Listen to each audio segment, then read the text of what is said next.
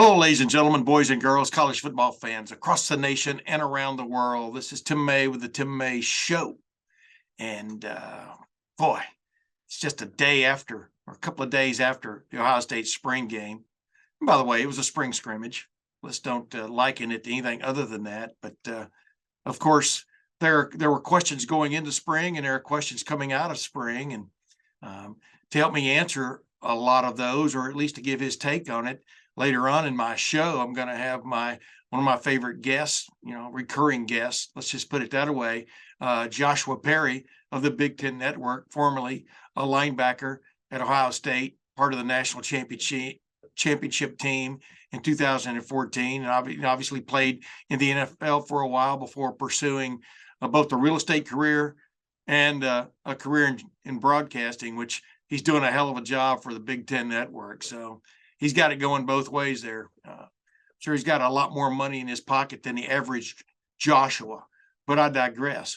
Before that, though, I want to answer a few questions myself, and the best way I know of doing that is calling in really my alter ego, Cleveland Gary City State, to ask me a few questions about what was going on in the spring, my points of view leaving it, things like that. So without further ado, let's go to my alter ego. By the way, he looks exactly like me, and he's dressed exactly like me, so don't be confused. But anyway, let's go to my alter ego, Cleveland Gary City State. Hey, Tim, I'm Cleveland Gary City State. Thanks for having me on your show. Hey, no problem, man. I always look forward to having another handsome guy just like myself on here. Well, thank you very much. And, let's just start out, out of the spring game. I mean, what do you think? Well, I think, therefore I am, CG. Yeah. What you are is you've always been a smart aleck. Let's move on to my next question, though. What was your overall impression of this Ohio State team leaving the spring? Pretty much a work still in progress, obviously, on the offensive side of the ball, especially on the offensive line. I think, CG, you'll get to some questions about that in a little while, but very much impressed by the progress of the defense. Now, whether, one hand washes the other in that regard, that's for anyone else to make their opinion known. My opinion was this defense really found its stride this spring, got its mojo back, for want of another term. I remember talking to Denzel Burke after the game and what it meant just for all of these guys to be in the second year of the system put in by Jim Knowles, the 4-2-5 defense, which, by the way, appears to be morphing as we speak into maybe a little bit a different approach. But without a doubt, I think the defense got its act together. But we're going to get into, I'm sure, some questions about the offense. And go ahead, CG. Well, thank you, Tim. The offensive line was the number one project going into the spring. I think most people thought it was quarterback. It wasn't. I agree with you, Tim, on that regard. But what did you think about the offensive line coming out, replacing three starters on that group? Well, I think anybody watching this thing, CG, saw that the work continues. As I said earlier, it's a work in progress. Obviously, there are battles at all three of those open spots: left tackle, right tackle, and center. But, there were times when everybody, because I try to pay attention to the offensive line play as it went on, especially specific spots. And I was impressed quite a bit, for example, with the play of Tegra Shabola. He had some problems too, but boy, that block he threw on the Chip Trainum, or as I call him now, Chip Runaway Trainum, on his long touchdown run, the first real big play of the scrimmage. He teamed up with Patrick Gerd out on the edge, and they paved the way for Runaway Trainum. That was very impressive. And Tegra Shabola, as you well know, anybody watched the game, he catches your eye from a physical standpoint. And if they get him going in the right direction at the right time, I think they've got something there. Zen Mikulski also had his moments at right tackle. Not taking anything away from him either, but they both, learned on the fly. They've been learning on the fly all spring, going against the likes of Jack Sawyer, JT Tuimoloau, Kenyatta Jackson, and Caden Curry. We'll get to those guys in a minute, especially one of them. But yeah, it's still a work in progress. Carson Hintzman battling with Victor Cutler there at center. Jacob James is coming back, had to send out the spring. I'm sure he will add a lot of competition there for that center spot. And I think it's pretty obvious Josh Fryer is going to be the left tackle, but the Fitzpatrick young man, I think, did some good things. And Luke Montgomery, as the spring went on, he got better and better, according to reports I'm getting. I just think Justin Fry has done a really good job with those guys, bringing them along. Most of them got to play hardly at all last year. I'm talking about the three fellas vying for the three open spots. The fellas vying for the three open spots. There, I finally said it correctly. But boy, I sat in on a coaches clinic session with my friend Andy Backstrom from LettermenRow.com and On3.com of Justin Fry, just going through the detail after detail of techniques and how he teaches them. And he is definitely a detail guy. And you got to believe that if a guy is starting for Ohio State on the offensive line, the technique aspect of it, he'll have it down before he's out there. But an offensive line has to play together to become that catcher's mitt, that fielder's glove that you need. That's a great analogy, because they've all got to know what each other is doing and play together at the same time. And maybe we'll see that down the line. But that definitely, going into the spring and coming out of spring, was always the number one project for this football team. Well, Tim, that was a really long answer. Maybe you could keep your answers a little shorter here. Let me ask you about this. The defensive backfield, the secondary, are they really back? I mean, are you real about this? Well, you asked really and real and CG, and yeah, I think they're really back. I like the swagger. Swagger's maybe not the wrong word. I like the elan that they played with through the spring. I mean, Denzel Burke, who had a tough 2022, dealing with injuries and getting banged up at the worst times, getting very few reps except in games. I mean, it was tough for him, but he seems to be back. Jordan Hancock is the real deal. Anybody can see that. And boy, Davison Igbinosun, I've talked about him all spring. I'll talk about him one more second. What he has brought to that room, even Denzel Burke said, it's real. When I was talking to him after the spring game, Davison Igbinosun not only was sort of a pass-picking fellow during the spring workouts, but you saw on Saturday, he'll come up and hit you in the running game. So I think they're looking pretty good there, especially with Jair Brown now being possibly a backup corner, but also he may end up being their number one choice at that nickelback in the slot. One of those evolutions this defense is making, putting a more of a better cover guy, for want of another term, in that slot where they got beat a few times, got schemed a few times the last two games of the season against Michigan and Georgia, both of which turned out to be their only losses of the season. But I digress.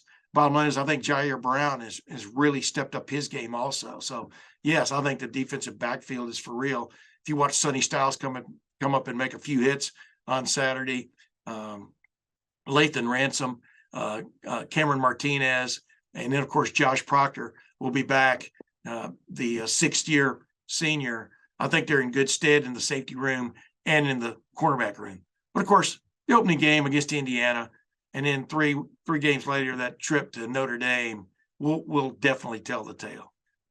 Well, Tim, use the word for real, or maybe I'm using the word for real too much, but the defensive line, they were going against a revamped, rebuilding offensive line, but was there marauding for real? Well, good question, CG. I think it is. I mean, we'll just answer two questions in one here, because my breakout player for the spring, a guy you knew very little of this time a year ago, but if you didn't notice him, you weren't paying attention. Kenyatta Jackson, basically a number 2 defensive end.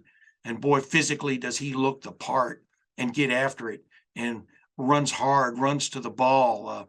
Boy, he scraped down the line one time and made a tackle in the middle of the line. That was just, I happened to be watching him specifically on that play, and it was quite impressive. So, and then Caden Curry, we were saying similar things about him coming out of the spring last year. I think, he's gotten bigger and stronger. And of course, those are the two backups to Jack Sawyer and JT Tuimoloau in that defensive front. And then, of course, Tyleek Williams, Mike Hall, they both made their presence known, along with Hero Canoe, a guy to keep tabs on. They all made their presence known against, like I said, an offensive line that sometimes wasn't getting the job done. But yeah, I think these guys left the spring with a bounce in their step. And of course, at linebacker, we'll just throw the linebackers in there real quick. Everybody saw what I've been talking about CJ Hicks. And like I said, if you didn't, you weren't paying attention. With both the two top linebackers, Tommy Eichenberg and Steel Chambers, sidelined for the spring game. But they should both be ready for the opening of preseason camp in August. CJ Hicks looks the part. You already know about Cody Simon. And, these young guys, I mean, Jericho had a great day, in my opinion, running the ball, making plays. And so I think they're in good stead there at the linebacker spot, where it still looks like, for the most part, only two will play.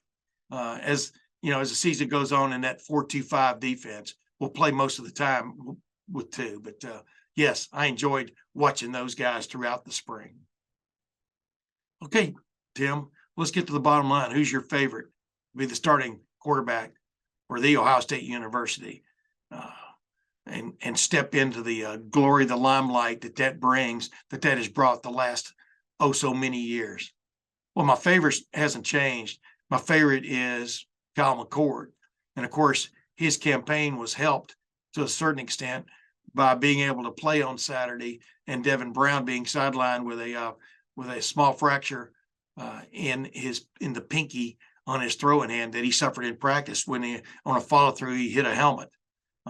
But I think Devin Brown is going to challenge him, going to challenge Kyle McCord in the preseason camp. There's no doubt about it. Both of these guys are very talented. Ryan Day is not named a starter. He probably won't name a starter. And I get into that with Joshua Perry in my interview coming up here in just a few minutes. If you can just hang on for a few more minutes, CG. We get into it about what is the right time, when is the right time frame to name a starting quarterback. It may not be as critical as some people think. And this is from a guy who played on the 2014 National Championship team, which lost its starting quarterback in preseason camp, Braxton Miller, and went to a redshirt freshman named JT Barrett, who happened to lead them after sort of a rough start, happened to lead them to the brink of the promised land before then Cardale Jones stepped in for an injured JT Barrett and led them to three of the more ridiculous victories in Ohio State history on the way to the first college football playoff national championship. So it's important that they name a starter, but it's also important, obviously, from that example, that you have capable backups. I think the transfer from Oregon State, Tristan Gebbia, going into his 7th year of college, you saw on Saturday that he is quite capable of being the backup quarterback, at least when he has time to maneuver and throw, which was the same situation, same challenge Kyle McCord was dealing with on Saturday. It was quite the muddled pocket most of the time, but he got off. I'm talking about Kyle McCord got off a few big time throws in that game, especially to Carnell Tate down there near the end. And so I think they're in much better shape than maybe it showed on Saturday with their quarterback situation. Okay, go ahead, CG. Well, I was sort of thinking, I'm trying to sum all this up as quickly as I can, but I just wanted to ask you, did I see that right? Were the Buckeyes huddling on offense most of the time? Yeah, CG, you did see that right. I even asked Ryan Day about it, and he said basically, they've got a lot of new personnel, not just on the field, but they've got new personnel in the support area on the sidelines and stuff, and a new offensive coordinator in Brian Hartline. And what they decided to do for the spring game, at least at the beginning for sure, was have them huddle, have Ryan Day stand in the huddle and transfer the call to the quarterback, who then transferred the call to the players. You've rarely seen Ohio State huddle in the last, going back to in 12 when Urban Meyer took over. It's the better way to launch your sometimes up-tempo game. But yeah, they did huddle. But Ryan Day said that was just to basically make things a little more clean in the spring game. They might use it some in the fall, but they're going to be primarily a no huddle, stand at the line, get the signals from the sideline team. It does appear, unless when they look back on it here in the next couple of weeks and decide, hey, maybe that's the way to go. Well, Tim, I'm going to come to the question I know you hate getting. And I know you're going to breathe down my throat for asking it, but I'm going to ask it really quick. Brian Hartline as a play caller. Well, CG, you didn't even have a question mark at the end of that. I'm glad you didn't, because yeah, you're right. I've been getting tired of getting that question, because how are we going to know truly about Brian Hartline as a play caller until the real season starts, until they're going against Indiana? And Indiana's probably going to blitz them coming off the bus just to try to rattle a new offensive line and a new starting quarterback. Otherwise, on an offense that's loaded from a skill standpoint.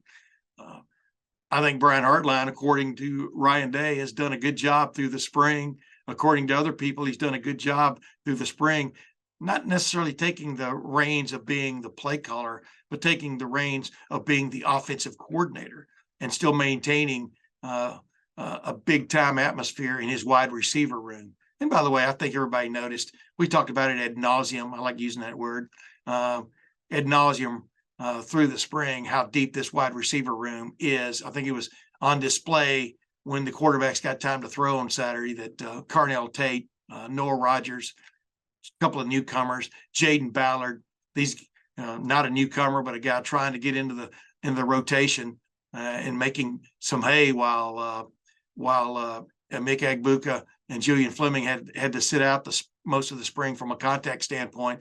And then, of course, Marvin Harrison Jr. sat out most of the spring game after making a few catches and displaying why he is not just the best wide receiver in the country coming back, but arguably the best football player in the country coming back. I think Brian Hartline continues to do a great job on the recruiting trail, and I think he will do a great job as the offensive coordinator and play caller. How much detail we'll get on how much play calling he's doing and how much it's going through a crunching machine, that will remain to be seen. But he's definitely bright enough. He's definitely sharp enough. And I watched him, at the coaches clinic, had a bunch of high school coaches around him, and boy, real matter of fact speaker Brian Hartline is, at least giving his views, and also sort of like challenging these high school coaches, for example, about, you now have the right to have a little bit of a spring football presence in your schools now in Ohio, in high schools, and challenge them on how many even are using one. And I think very few, if any, held up their hands, and he challenged them to figure out a way to get their players involved. Even, if others are running track or they're starting on the baseball team, they don't all have to be there.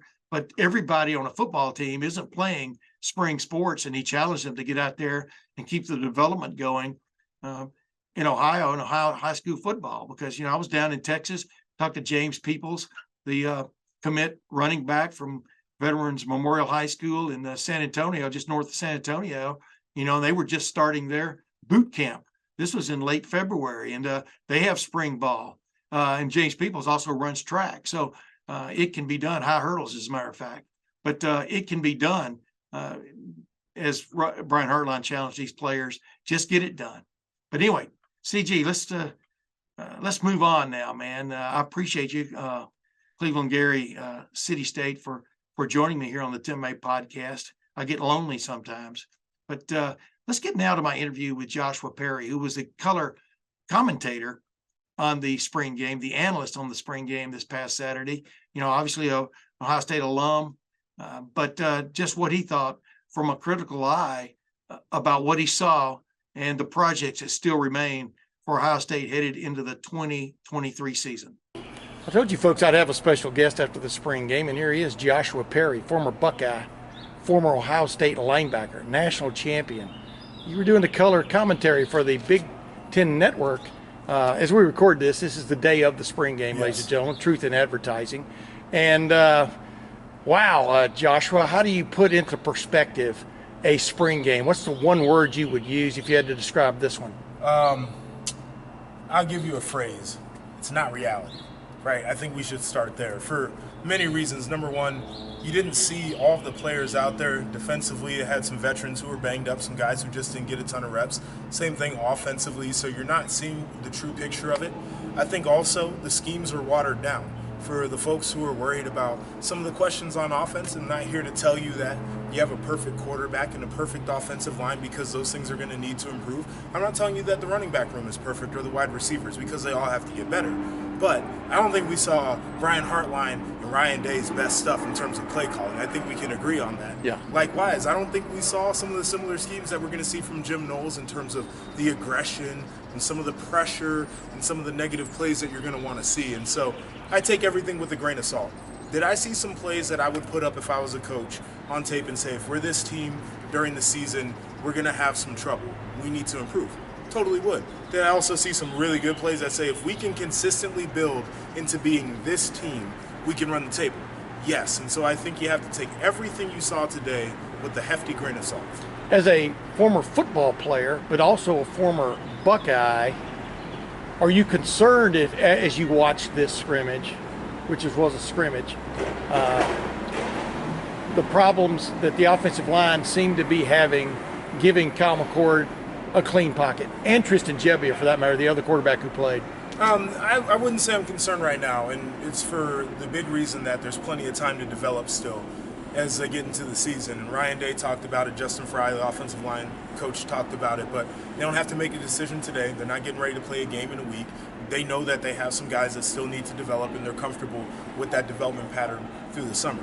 Now, if we get into training camp and things look similar to what they did today, it's going to be a point of contention. But I also know that even though he is a younger quarterback and you'd like to be able to have a clean pocket all the time, Kyle McCord did show us that he's got some ability to move around. We know that Devin Brown is the more athletic quarterback if it comes down to that. We know that he can move, and that'll certainly help if there are issues across the offensive line.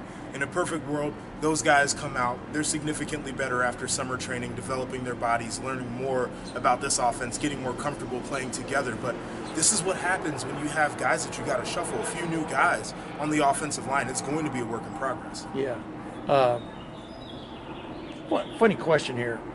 For a team, is it important to know after spring who the number one quarterback is? And I'm even talking about the defense. I mean, is that important? Is that overrated? I mean, you know, the NFL makes no bones about when they go out and get a guy, this is our guy. You know, we're bringing you in as our backup. You know what I mean? But how important is it for a football team to know who its quarterback is sooner rather than later? 2 weeks into training camp, that's all you got. At that point, you have to have it declared, because you have to start building your game plan. People need to know in the locker room who they should follow. Who is the guy who is going to be commanding our offense and should be one of the leaders on the team. But at this point in the year, roster's still in flux. I mean, the portal's opening up today as we record this, I believe. So we don't know what's going to happen there. Additions, subtractions, etc. And so we're still trying to figure out what the grand picture is going to look like, and that includes what starting lineups are going to be. So I think that you can extend this competition into training camp, but 2 weeks in, it's got to be done, or else that's where you have trouble. I'll go back to 2015. Urban Meyer didn't know who was going to start in the Virginia Tech game to start that year until the game started. He's looking around at either quarterback and just grabs one and says, go out there. That's the situation that you want to avoid. Yeah, I mean, 2014, you're sitting there, and Braxton Miller gets hurt. And a guy who I liked, but a lot of people didn't know much about, J.T. Barrett, gets the starting job, redshirt freshman, and boom, they win a national championship. Right. Obviously, Cardale Jones played a big role at the end. So really, it's basically next man up in that situation. Right. You have no choice. But now when you have the choices, that's where you can get yourself into the trouble. Yeah. And Devin Brown obviously had to miss today because he broke a little bone in his pinky finger hitting a helmet. Yeah. Yeah. You did that too? Before. Yeah. You probably did that 10 or 12 times. It's different when you're a linebacker. Yeah. See, I'm thinking all those linemen during spring ought to be wearing those pads on their helmets so that doesn't happen. Yeah. But I digress. My bottom line is, do you leave here as an analyst for the Big Ten Network thinking Kyle McCord has the lead? I mean, what is your sense? I can't say that because I haven't seen everything that's gone on behind the scenes, and this is just one day of evaluation. And quite frankly, it could be a day where, Kyle wasn't feeling his best or whatever the case is, and you don't have something else to compare it against. So I think it's unfair to say that for either one of these kids. And so I think they have a better picture of how close it is. Now, from what I've been told by people close to this program, they know that the ceiling for these guys is NFL starter, but they're trying to develop them into that. Yeah. And there's this idea of, I've got to be CJ Stroud when I go out there in the fall. And I don't necessarily subscribe to that, because the last time we saw CJ Stroud did not look like the first time we saw CJ Stroud in Minnesota, where the first half of that game, people were like, is this guy actually the guy for the job? Yeah. Understand that. And so I think we can lean on our past experiences as well to tell us that these guys can still grow into being great players, being NFL type of guys. And you even saw some glimpses. Kyle McCord, he threw some NFL type throws today. Tight throws into windows, leading his receivers, putting it exactly where it needed to be. There were also some questionable throws. You can't throw it back across the middle into double coverage. We know that you can't do that.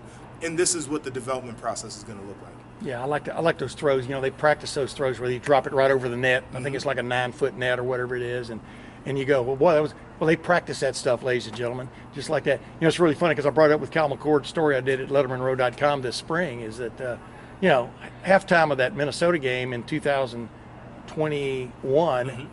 The fans on Twitter were calling for Kyle McCord. They were like, this he was CJ a freshman. Stroud guy can't get it done. Yeah. What does he do? Was it 4 touchdowns in the second half of that game? Yeah, it went crazy. Yep. But the point was, he understands what he's walking into here from a beehive standpoint, et cetera. Did you like the running? Obviously, Travion Henderson was out. Mayan Williams was only in there for the thud portion. Yes. Evan Pryor is still on the mend, coming back from the devastating injury of last year. They didn't want to jinx him in any way, but you had Chip Trainum and Dallin Hayden for the most part carrying the mail, and Chip Trainum with that little breakaway down the right sideline, 65 yards. These guys are supposedly maybe their 4th and 5th or 3rd and 4th running backs.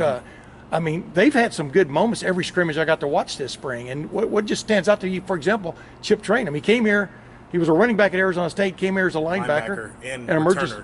Yes. It's a running back. No, it's how many times you saw that combo? It's a hell of a combo. But you saw, because of the speed and what he can do in a straight line, I think that's what the attraction was as a returner. And so he can find that seam and power through some of those runs. He can get out in the open field, and we can see what we saw. I love Dallin because he's a guy who's got a little bit of that pop, but he's also got the physicality to his run game. He's a weapon who can catch the football out of the backfield, and we saw that a couple of times during the spring game. And so that's where he fits in. But you're right, this is a deep running back room. Travion Henderson, who was dealing with some injuries, was a little bit behind last year. He's coming back, and they say that he's reset and refocused. Yeah. I love Mayan Williams because he's a violent downhill physical runner. So you know what you're going to get out of him. But Evan Pryor is the one for me, because when I saw him healthy a year ago, I was like, holy smokes, this kid is special. He's different. And so if you can find a way to keep all these guys intact and make sure that room stays where it's at and nobody leaves. This is something that, if you can roll 5 guys, you're playing at a deep advantage. That just shows you the vagaries of spring football, because we were all gushing about Evan Pryor leaving this game a year ago. And you're thinking they're planning all this good stuff around him, and then boom, second week of preseason camp, maybe it might have been earlier than that, he goes down, right? You really don't know what you're getting until September 2nd at Indiana, right, from a football team. That's the point. That's the point of this conversation we're having, because people are going to have overreactions. They're going to jump to conclusions. I'm going to get on Twitter, and I'm going to see the takes about how these guys won't make a bowl game this year, which is absolutely ridiculous for anybody who would fix their mouth to say that. Yeah. You just don't know until you actually play the games. And so I'm going to be one of those people who's in watch and see. Hey, last couple questions. How important the way the Michigan game went and the way the game against Georgia ended in the fourth quarter, when the defense couldn't make the plays to get Georgia off the field when it needed to, how important was it for the defense to get its, for want of another term, in my opinion, a kind of a weird word, but its swagger back, or its feeling of having an edge back? I think they accomplished that this spring. Did you see a little bit of that today? Yes, and I talked to Jim Knowles before the spring game, and I said, what's going on, what's different, what'd you like this spring? And he said, we're just competing now.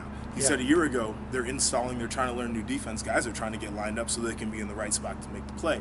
He said this year, they know what spot they need to be in, and now they're competing for the football. Now they're competing to make the negative play. And of course, with the type of defense that they have, there's going to be some questionable moments where maybe a guy does get lined up wrong and you see an explosive. But the key for them, I saw plenty of plays today, which really made me excited, where the defense pursued. A guy might have been beaten by a step or two, but he kept going. And that's the most important part, is these guys are now learning what that real finish looks like. They're learning what that competition, that conflict really looks like on the defensive side. And I know Jim Knowles is excited. I would also go as far as to say that James Laurinaitis being in that building has allowed Jim Knowles to look at other parts of the defense too, because he can trust James with the linebackers. And so Jim Knowles now gets to become a bigger fixture. And he can maybe play bad cop while James is playing good cop, right? And all of these things really matter because this is the evolution of a defensive system.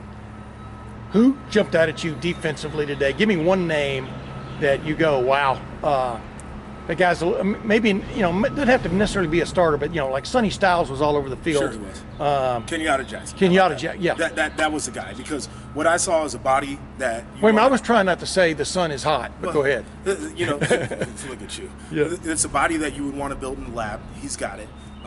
There were a couple of plays where I saw his closing speed that I was like, holy moly. It's a big man running fast at you. Yes. And last year what I saw was a lot of flash and a lot of pop from the defensive line, but maybe not the consistency that we're used to, where JT would go out and he would have a great game, and then he would follow that up with the fine game.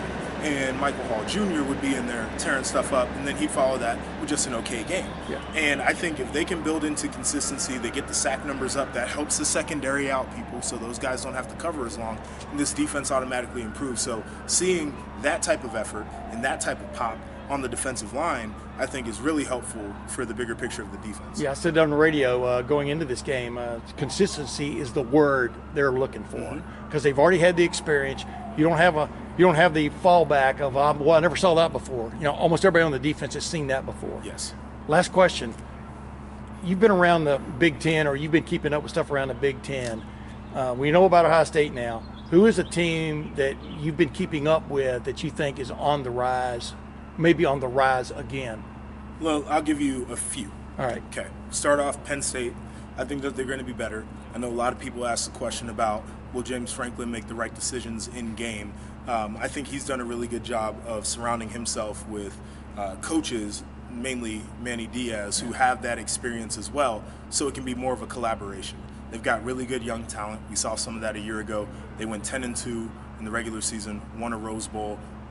Presumably they're going to have an upgrade at quarterback. The running back room is going to be pretty good. I like their tight ends from a year ago. Offensive line will be solid. Enjoyed the personnel on defense. Penn State is a team that feels like they can really compete at the top of this conference.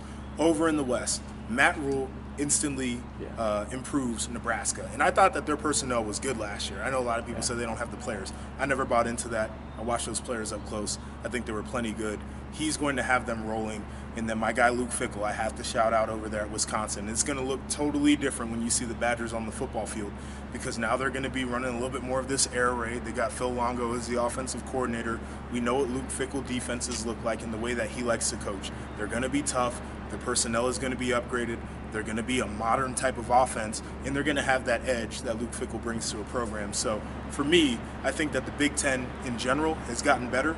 Ryan Day has talked about this concept of the people around them are getting better, so they have to continue to improve. And I think Ohio State has the opportunity to lean into this idea of, we are not automatically top dog in this conference, so how do we get that back? Yeah. And that's a hell of a motivator.